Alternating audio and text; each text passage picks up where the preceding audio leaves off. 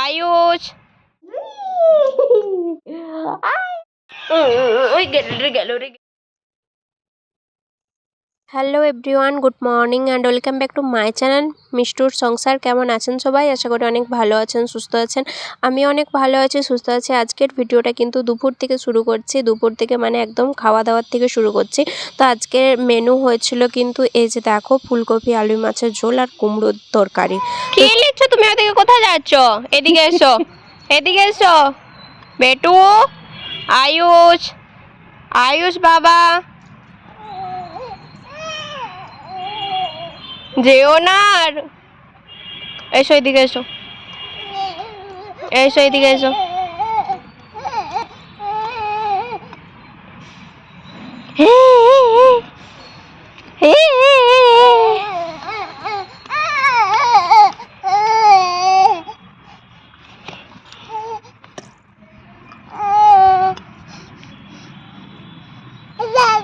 বাবা বাবা বাবা।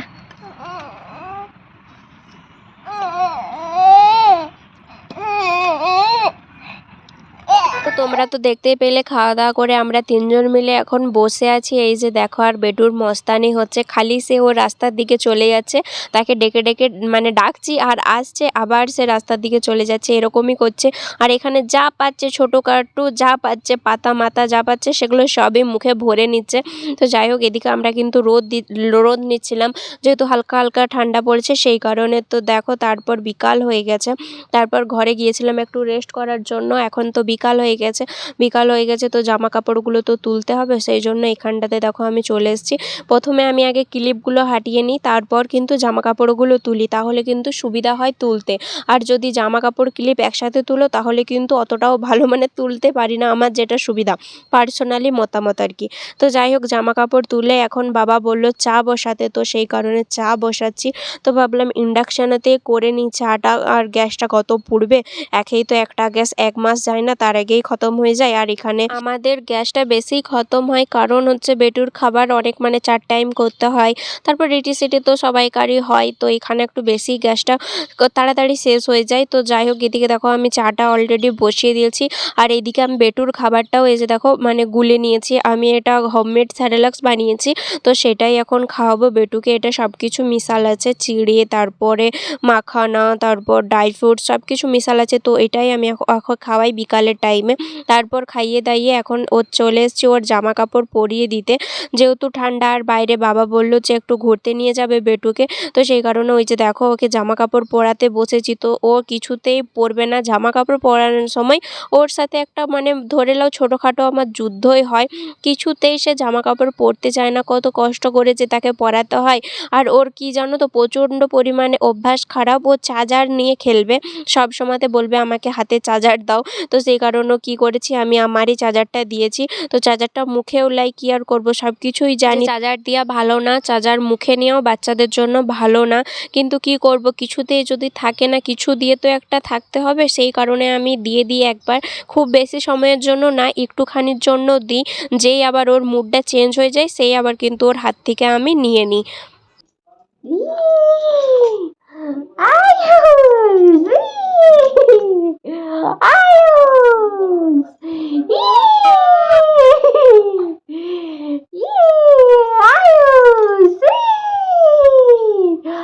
आयुष बेटू आयुष आयुष बेटू आयुष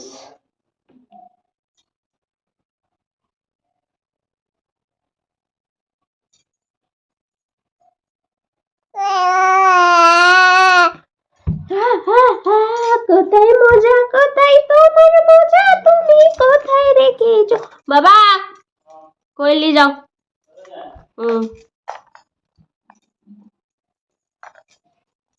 আর গরম নাই সেরকম, ইয়া ঠান্ডা।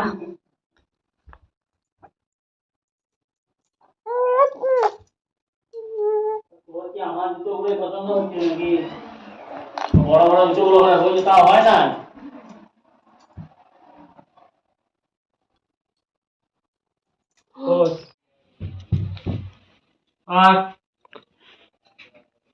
যাও রে যাও, যাও রে যাও, tata, bye bye, tata, bye bye, tata, bye bye, tata, tata, Tutu.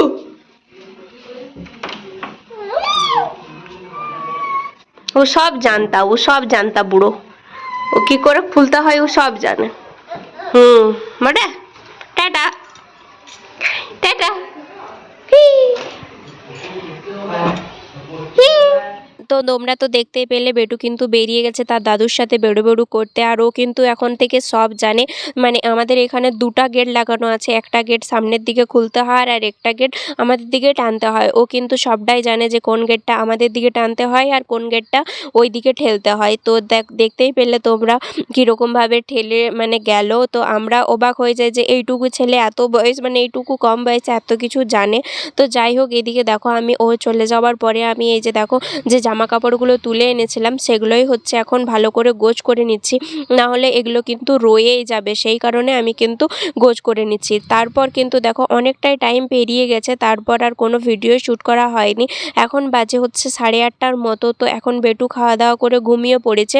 তো আমি ভাবলাম মানে বারবার সে কী হচ্ছিল জানি না আজকে, গরম করছে না কি হচ্ছে, এখানে একবার করে মানে অনেকটা ঢাকাঢুকি দিয়ে দিয়েছিলাম। তো তো আমার মনে হচ্ছিলো যেন গরম করছে, তো সেই কারণে বারবার ধরে উঠে যাচ্ছে।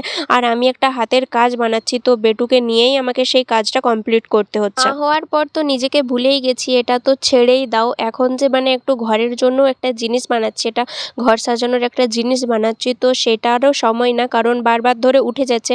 আর এরকম করে কোলে নিয়ে না ঘুমোলে না ও কিন্তু উঠেই যাবে, আর সে কিছুতেই উঠবে না। আর কতক্ষণই বা এরকম করে নিয়ে মানে কাজ করব বলো। তো একবার আমি মাকে দিয়েছিলাম হচ্ছে মানে এরকম করে আমার পাগুলো ধরে গিয়েছিল, অনেকক্ষণ ধরে নিয়ে বসে আছি তো প্রায় আধা ঘন্টার মতো আমার পাগুলো ধরে গিয়েছিল, সেই জন্য মাকে একবার দিয়েছিলাম, কিন্তু সেইখানেও তারপরে কিন্তু বেটু উঠে গেছে।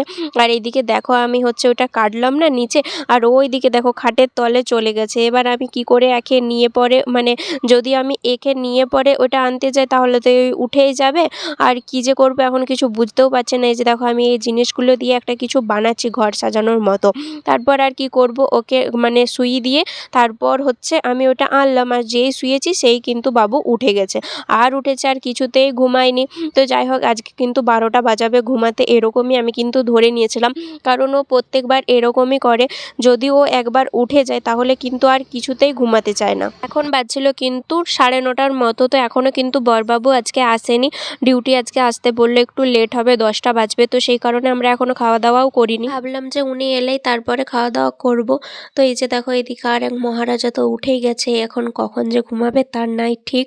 তো যাই হোক সে এখন খেলা হচ্ছে, নতুন নতুন দাঁড়াতে শিখেছে তাই তার বড় আনন্দ, তাই আনন্দে একদম ঘটিটা হারিয়ে দিচ্ছে। সে এখন নতুন নতুন দাঁড়াতে শিখেছে, কিছু পারলেই আর কি সে সেটাকে ধরে সে দাঁড়িয়ে যাচ্ছে।